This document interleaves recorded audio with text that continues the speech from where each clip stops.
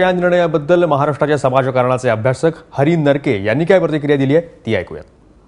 याचा काय फायदा होईल असं वाटतं तुम्हाला, किंवा होणार नाही किंवा होईल? मला स्वतःला पहिल्यांदा राज्य सरकारने स्वतंत्र ओबीसी आणि भटक्या विमुक्तांचं मंत्रालय स्थापन करण्याचा जो निर्णय घेतलाय त्याचं स्वागत करावं असं वाटतं.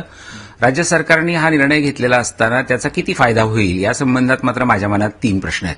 प्रश्न क्रमांक 1, आता लवकरच राज्याचा अर्थसंकल्प येणार आहे आणि त्या अर्थसंकल्पामध्ये जर ओबीसी आणि भटक्या विमुक्तांना लोकसंख्येच्या प्रमाणामध्ये भरीव निधी देण्यात आला तर या मंत्रालयाला काहीतरी अर्थ आहे. अन्यथा केवळ एक भावनिक समजूत काढणं किंवा तोंडाला पानं पुसणं आणि सध्याच्या निवडणुकांच्या वातावरणामध्ये आणि जी काही एक आरक्षणाच्या मुद्द्यावर अस्वस्थता आहे राज्यामध्ये त्या पार्श्वभूमीवर घेतलेला केवळ एक राजकीय निर्णय असं याचं स्वरूप राहणार का, हा मुद्दा आपल्याला आपल्या अर्थसंकल्पात स्पष्ट होईल. 1.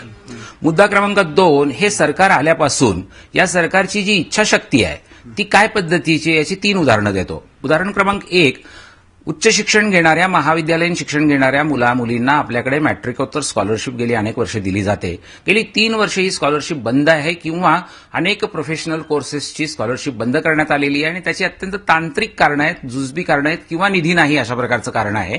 दुसऱ्या बाजूला राज्य सरकारने आता अगदी अलीकडे ताज्या स्वरूपाची घटना आहे की पीएसआयच्या 700 जागा काढल्या आणि त्याच्यामध्ये एमपीएससीने म्हणजे महाराष्ट्र लोकसेवा आयोगाने ओबीसी आणि भटक्या विमुक्तांमधल्या क आणि ड ज्यांच्यासाठी 19% अधिक 4% असं 23% आरक्षण आहे ते 0% आरक्षण दिलं. आणि तिसरी आणि आणखी महत्वाची घटना मला स्वतःला अशी वाटते की हे मंत्रालय आधी होतंच, हे फक्त स्वतंत्र करण्यात आलेलं आहे. त्यामुळे स्वतंत्र केल्यामुळे केवळ नावामध्ये काहीतरी आपण स्वतंत्रपणे करतोय असं दिसेल, पण स्वतंत्र इच्छाशक्ती या शासनाची आहे का हा प्रश्न पडलेला आहे. आणि त्याचा तिसरा मला जो प्रश्न पडलाय तो हा आहे की गेली 2 वर्ष राज्य मागासवर्ग आयोगाला कुलूप लावलेला आहे.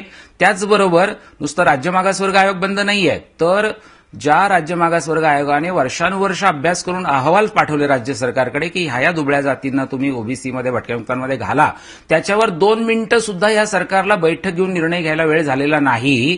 ही 2 वर्षाची इच्छाशक्ती पाहता अशा पद्धतीचा निर्णय हा राजकीय आहे की खरंच ओबीसींच्या कळवळ्यातनं घेतलेला आहे, निवडणुका बघून घेतलेला आहे, हे सारं मला असं वाटतं की येणाऱ्या काळामध्ये स्पष्ट होईल.